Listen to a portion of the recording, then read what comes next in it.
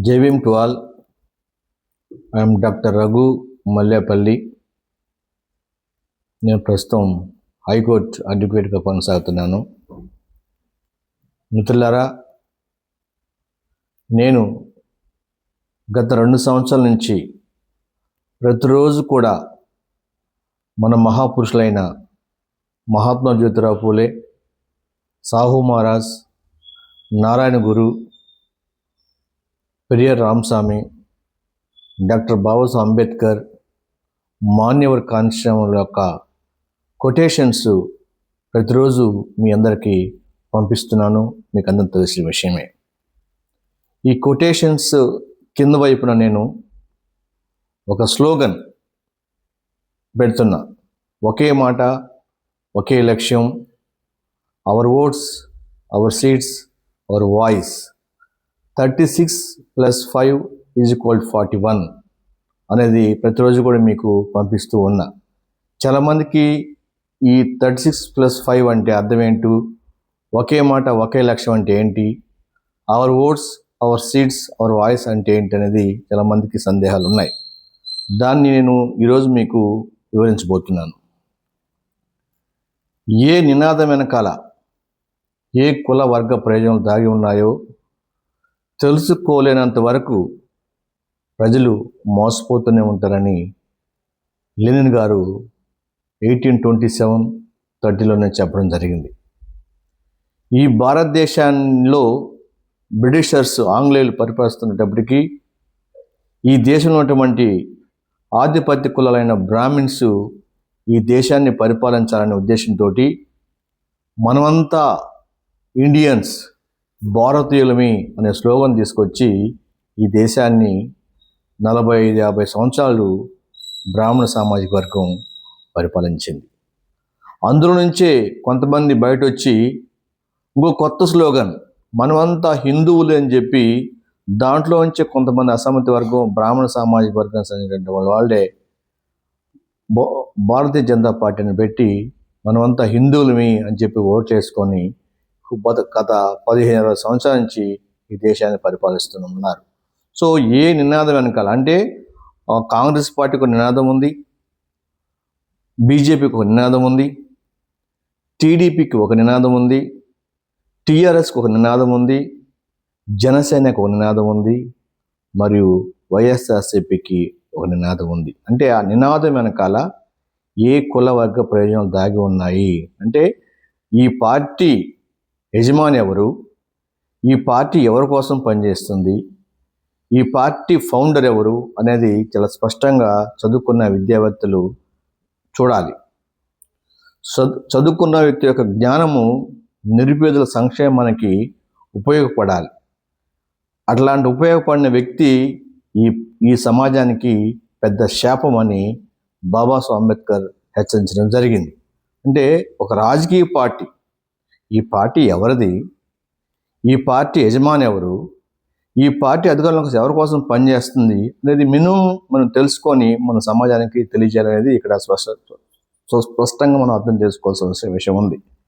అందుకని మనము గత 79 సంవత్సరాల నుంచి మనం చేసిన పొరపాట్లను సరిదిద్దుకొని ఎవరైతే ఈ భారతదేశంలో, ఈ సమాజంలో కులాలని, మతాలని, నిరుద్యోగాన్ని, పేదరికాన్ని, అసమానతలను పెంచి పోషిస్తున్నారో ఈ సోకాల్డ్ ఆధిపత్య కులాలు చెందిన పొలిటికల్ పార్టీస్, వాళ్ళకే ఈ భారతదేశంలో మెజారిటీ అయినటువంటి SC/ST ముస్లిం మైనార్టీలు కూడా ఓట్లేసి గెలిపిస్తున్నారు అనేది ఇక్కడ మనకు స్పష్టంగా అర్థమవుతా ఉంది.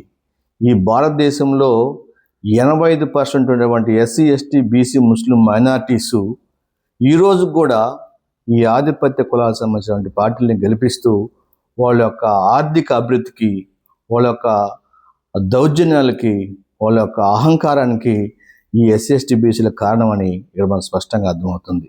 అందుకని మనం ఏం చెప్తున్నామంటే దాన్ని కరెక్ట్ చేసుకొని, దాన్ని సవరించుకొని, మనం చేసిన పొరపాట్లను సరిదిద్దుకొని భావితరాల భవిష్యత్తు కోసం మన ఓట్లు మనం వేసుకోవాలి, మన వాయిస్ అసెంబ్లీ వినిపించాలి, మన గొంతు అసెంబ్లీ వినిపించాలి.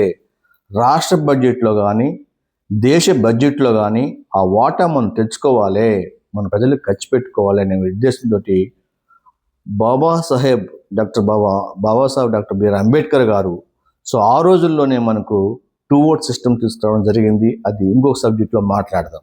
సో ఓటు తీసుకోవడానికి ముఖ్య ఉద్దేశం ఏంటంటే ఆ ఓటు అనేది మీకు ఆయుధం లాగా ఉంది. ఈ ఆయుధాన్ని ఉపయోగించుకొని మీరు రాజులు అవుతారు, ఆయుధాన్ని అమ్ముకొని బానిసలు అవుతారు, మీరే తెలుసుకోండి అని చెప్పి బాబాసాహెబ్ డాక్టర్ బిఆర్ అంబేద్కర్ ఆ రోజులోనే హెచ్చరించడం జరిగింది. కానీ దురదృష్టవశాత్తు ఈరోజు చదువుకున్న విద్యావేత్తలు, మేధావులు వారి యొక్క ఓటుని, వారికి నెలకి 5 లక్షల జీతం వస్తున్నప్పటికీ ఓట్లప్పుడు వీరు కూడా అమ్ముడుపోతూ తన సమాజానికి ఒక బ్యాడ్ మెసేజ్ ఇస్తూ ఉన్నారు. కాబట్టి దీన్ని సర్దిద్దుకొని కనీసం మనము ఈ రాష్ట్రంలో 36 SC/ST రిజర్వ్డ్ కాన్స్టిట్యున్సీస్ ఉన్నాయి, ప్లస్ 5 ఎంపీ స్థానాలు ఉన్నాయి, వీటిలైనా మనం గెలవాలి అనే ఉద్దేశంతో ఈ కార్యక్రమాన్ని చేపట్టడం జరిగింది.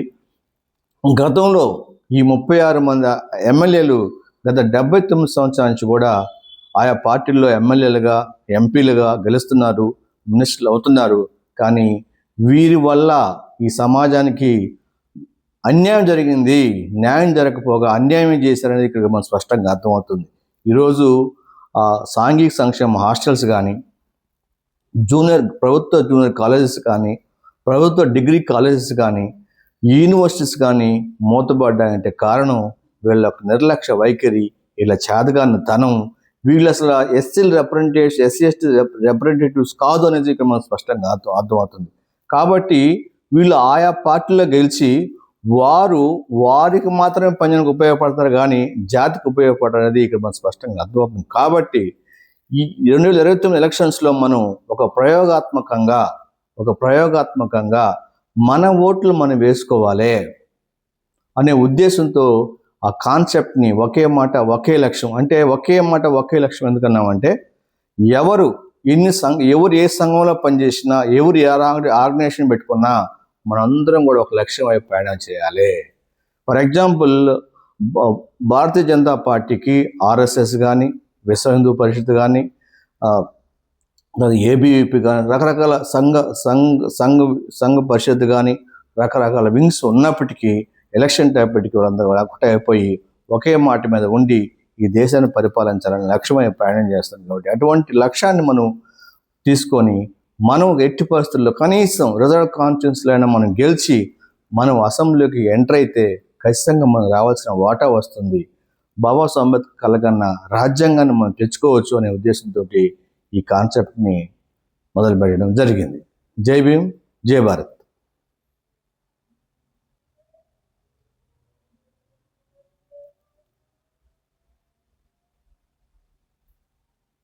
లేదు